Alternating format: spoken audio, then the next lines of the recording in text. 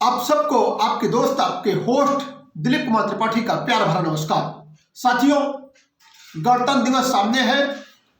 पूरे देश में जगह जगह पर तमाम कार्यक्रम आयोजित किए जाएंगे। मंच एवं माइक का बड़े पैमाने पर प्रयोग होगा और ऐसे जब कहीं कोई मंच सजता है, कहीं कोई महफिल सजती है, तो जो एक बड़ी आवश्यकता होती है वो होती है एक मंच संचालक की। एक अच्छा मंच संचालक, एक कुशल मंच संचालक मंच की शोभा को ही नहीं बढ़ाता, बल्कि मंच की सफलता का सारा दारोमदार ही उसी पर निर्भर करता है। तो आइए आपको बताते हैं कि एक मंच संचालक में क्या खूबियां होनी चाहिए। क्योंकि मंच संचालन एक कला है। वाग्देवी सरस्वती ये कला सबको नहीं देती है। प्रायः जो घंटों माइक पर भाषण दे सकते हैं, तमाम विषयों पर अच्छे से अपनी बात रख सकते हैं, लोगों को प्रभावित कर सकते हैं, वो भी मंच संचालन में खुद को असहज महसूस करते हैं। कई मामलों में प्रयास करते हैं तो फिसड्डी साबित होते हैं। तो ऐसे में कुछ मानबिंदुओं की चर्चा करेंगे, जिन मानबिंदुओं के द्वारा एक मंच संचालक अपने मंच संचालन की कला को और निखार सकता है, बल्कि वह इस ढंग से अपने आप को व्यवस्थित एवं प्रस्तुत कर सकता है कि वह मंच संचालन के लिए एक अपरिहार्य जरूरत बन जाए। सबसे पहली बात अगर करें तो मंच संचालक का व्यक्तित्व बड़ा आकर्षक होना चाहिए। व्यक्तित्व से तात्पर्य यह हो गया कि उसका वस्त्र आभूषण जो भी है वो बहुत ही व्यवस्थित हो, बहुत ही आकर्षक हो, उम्दा हो। साथ ही साथ बाल संवरे हुए हों, शेप दुरुस्त हो और अन्य जो भी पैरामीटर्स हैं उस पर वो खरा उतरे। साथ ही साथ उसे धूम्रपान का प्रयोग अर्थात पान, बीड़ी, सिगरेट, गुटखा इन सब का प्रयोग बिल्कुल नहीं करना चाहिए। हमेशा स्वच्छ मोती जैसे चमकते हुए दांत और चेहरे पर एक मुस्कान लिए हुए मंच पर जब एक संचालक प्रस्तुत होता है तो मंच एवं कार्यक्रम की सफलता की गारंटी वहीं से तय हो जाती है। दूसरी बात अगर हम करें मंच संचालक की आवाज़ की, तो मंच संचालक की आवाज़ बहुत सुस्पष्ट होनी चाहिए, तेज होनी चाहिए।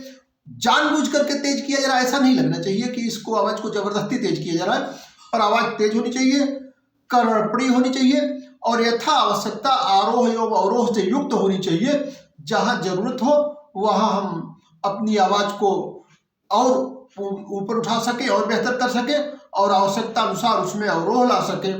उसमें दया, करुणा, हर्ष, विषाद, जो भी शोक, जुगुप्सा जो भी भाव है वो हमारी आवाज़ से थोड़े बहुत प्रकट होने चाहिए।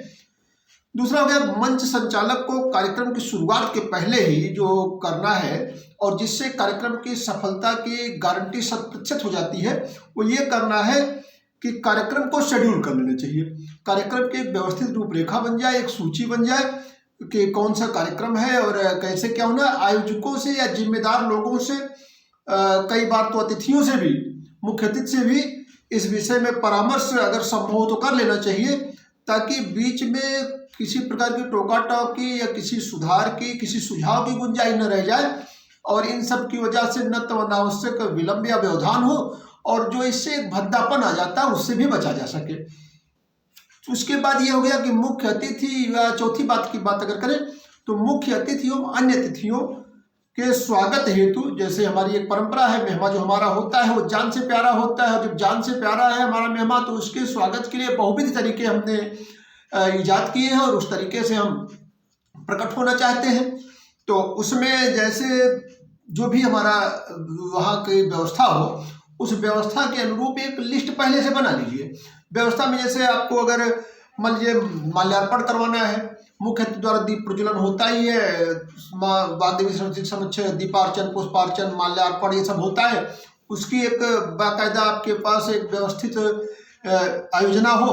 साथ ही साथ ये हो कि जो भी उस टाइम पे मान लीजिए तिथि, मुख्य तिथि का या अन्य तिथियों का माल्यार्पण होना है, उनको अंगवस्त्र भेंट किया जाना है या उनको मानोपहार दिए जाने हैं या फिर बैज अलंकरण होना है, इस टाइप की जितनी बातें हैं, बुके भी भेंट करने की आजकल व्यवस्था है, इस सब की जितनी भी व्यवस्था है, इस सब को आपको चाहिए सूचीबद्ध कर लीजिए। यह नहीं कि किनको किनको होना, बल्कि यह भी कर लीजिए कि कौन कौन किनको करेंगे और करेंगे। साथ ही साथ इसमें अनावश्यक विलंब न हो और बोरियत का माहौल न बने, यह भी एक संचालक की जिम्मेदारी होती है कि उसको देख ले। पांचवी बात अगर हम करें तो अतिथियों के नामोल्लेख में ये ध्यान देना है कि वरिष्ठता और कनिष्ठता का पूरा ध्यान देना है। साथ ही साथ लिंग संबंधी अशुद्धियां या असावधानी भी नहीं होनी चाहिए। उसके अलावा जो शब्द आप प्रयोग करेंगे, जो विशेषण आप प्रयोग करेंगे, जो परिचयात्मक आपका एक आयोजना होगी, उसमें आपको ध्यान देना है कि यह पूरी गरिमामय तरीके से हो और साथ ही साथ व्यक्ति विशेष की गरिमा के साथ मंच की गरिमा और यह साथ ही उस पंडाल में उपस्थित लोगों के गरिमा का भी ध्यान रखा जाना चाहिए। साथ ही साथ यह भी ध्यान दिया जाना चाहिए कि यह विशेषण का प्रयोग इस रूप में आप न कर जाए कि अतिशयोक्ति में हास्यास्पद लगे। अब छठी बात अगर करें तो पंडाल में जो भी व्यवस्थाएं की गई हैं दर्शकों के लिए, श्रोताओं के लिए, उन व्यवस्थाओं के बारे में भी वहां उपस्थित लोगों को अवगत कराना, ये उसी मंच और माइक से संभव हो और यह जिम्मेदारी भी संचालक की होती है। तो संचालक को यह व्यवस्था भी समय समय पर दर्शकों को, श्रोताओं को बताते रहना चाहिए। साथ ही साथ सामने चूंकि वो देख रहा है तो वहाँ अगर कोई अव्यवस्था या कोई अनुशासन संबंधी समस्या या कोई ऐसी सुझाव की आवश्यकता है तो वह भी संचालक को देखना चाहिए और देते रहना चाहिए। अर्थात कहने का मतलब ये हो गया कि संचालक को न सिर्फ मंच की बल्कि मंच के सामने की भी पूरी व्यवस्था पर सतर्क निगाह रखनी चाहिए। सातवीं बात अगर हम करें तो मंचासीन लोगों, जिसमें मुख्य अतिथि होते हैं, विशिष्ट अतिथि होते हैं, अन्यान्य अतिथि होते हैं, इनके परिचय की भी जिम्मेदारी संचालक की होती है। मंच के दौरान जब सांस्कृतिक कार्यक्रम चल रहा हो, मंचन हो रहा हो, उस दौरान या आगे पीछे जब भी मौका मिले तो बार बार गरिमामय तरीके से और चापलूसी वाले भाव में नहीं, गरिमामय तरीके से यह बताते रहना चाहिए। इसका परिचय भी समय समय पर दर्शकों को करवाते रहना चाहिए। आठवीं बात की अगर हम बात करें तो साथियों, मंच संचालन की जो सबसे बड़ी बात होती है वो ये होती है, जो सांस्कृतिक कार्यक्रम होते हैं उस दौरान जो संचालन होता है वह बहुत प्रभावी होना चाहिए और वही मंच की और संचालक की दोनों की सफलता, दोनों की स्वीकार्यता और जनमानस में कितने लंबे समय तक आप या आपका कार्यक्रम रह जाएगा उसकी गारंटी होती है। तो उसमें क्या करना है कि अच्छा, उसी समय कुशल संचालक की परख भी होती है। करना क्या है कि जो भी उसमें कार्यक्रम होते हैं, भाई सांस्कृतिक कार्यक्रम है तो नृत्य भी होगा, गायन भी होंगे, नाटक भी होगा, प्रसंग हो सकते हैं, काव्य पाठ हो सकता है, विभिन्न लोकगीत हो सकते हैं, मौन नाटक भी हो सकता है, बहुत कुछ हो सकता है। क्योंकि अब आजकल तो बहुआयामी प्रतिभा के धनी बच्चे और तमाम कलाकार या अन्य लोग आ रहे हैं, तो तमाम प्रकार के मंच सज रहे हैं। ऐसे में संचालक की ये जिम्मेदारी है कि वह इन चीज़ों के मंचन व प्रस्तुतिकरण के लिए उसके पास एक विशद रणनीति हो और साथ ही साथ इन सब विधाओं की कुछ न कुछ उसको जानकारी भी हो, ताकि प्रस्तुतिकरण एकरस या नीरस न होने पावे। वो इस ढंग से उन कार्यक्रमों को आयोजित कराएगा और उनको इस ढंग से प्रस्तुत कराएगा कि एकरसता और नीरसता की बात छोड़िए, वो एक बहुत ही बेहतर तरीके से और विविधता वाली बात उसमें आनी चाहिए।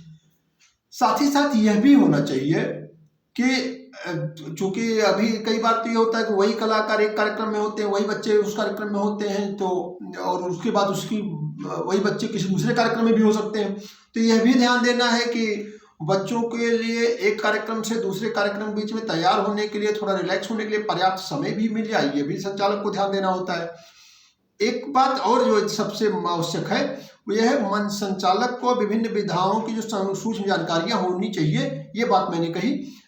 उसमें फायदा क्या मिलता है, क्योंकि मंच की एक बड़ी बात है और एक बहुत ही अनिवार्य शर्त है, वो क्या है कि माइक खाली नहीं होना चाहिए। या तो कार्यक्रम होता रहे कलाकारों द्वारा, बच्चों द्वारा, विभिन्न लोगों द्वारा, या फिर संचालक उस पर अपनी बात रखता रहे। अब विभिन्न कार्यक्रमों के बीच में संचालक को चूंकि करना क्या है, एक कार्यक्रम अभी समाप्त हुआ, उस कार्यक्रम में कुछ चीजें हो सकता है अस्पष्ट रह गई हो, कुछ बातें छूट गई हो या कुछ कंफ्यूजन जैसी स्थिति हो, तो संचालक को अपने शब्दों के माध्यम से और स्पष्ट करते हुए उस कार्यक्रम से निकाल करके अगले कार्यक्रम को जोड़ना है, तो अगले कार्यक्रम की भूमिका संबंधी भी कुछ बातें हो जानी चाहिए। और इस सबको करने के लिए संचालक के पास पर्याप्त स्टाफ होना चाहिए, उसे कंठस्थ होनी चाहिए क्या कि उसके पास शेरो शायरियाँ हों, नीति वचन हों, सूक्तियाँ हों, कथन हों, मुहावरे हों, लोकोक्तियाँ हों, संभव हो तो वो अगर स्वर सहित कुछ प्रस्तुत कर पाता हो, कुछ कविताएं कर पाता हो, कुछ गीत कर पाता हो तो 4 चांद लग जाएंगे। लेकिन खाली कभी नहीं रहना चाहिए। अगर कुछ भी नहीं संभव है तो उस बीच में आप फिर से एक बार उन्हीं सब व्यवस्थाओं को, यानी चीज़ों को बताते हुए चलिए। अब इसके अलावा 10वीं बात जो मैं करना चाहूँगा वो ये है कि मंच संचालक को, जो एंकर है, जो संचालक है, उसके ऊपर एक जिम्मेदारी यह भी होती है कि वह जो भी अतिथि हैं वो जैसे जैसे कई बार उनका समय होता है कि वो पूरा समय नहीं दे पा रहे हैं, जाना चाह रहे हैं या कैसे भी, ये क्या है, तो जो प्रमुख कार्यक्रम है, जो अच्छे कार्यक्रम है, उनको मुख्य अतिथि के सामने प्रस्तुत करा ले। साथ ही साथ मुख्य अतिथि के अन्य अतिथियों का उद्बोधन भी बीच बीच में अगर संभव है, समय इजाजत दे रहा है और अतिथि इसके लिए तैयार है तो वह भी कराते रहना चाहिए। अब बाकी कार्यक्रमों में कैसे एक निरंतरता लाई जा सकती है, कैसे इस कार्यक्रम के संचालन को, किस कार्यक्रम संचालन को कैसे करना है, इसके बारे में अगले वीडियो में चर्चा करेंगे। मुझे लगता है कि यह वीडियो आज आप सबके लिए काफ़ी उपयोगी होने वाला है। अपने कमेंट्स द्वारा हमें बताइएगा। चैनल को लाइक एवं सब्सक्राइब करिए, बेल आइकन भी प्रेस कर लीजिए। आप सबके लिए आज बस इतना। मिलते हैं अगले वीडियो में। धन्यवाद। जय हिंद, जय भारत।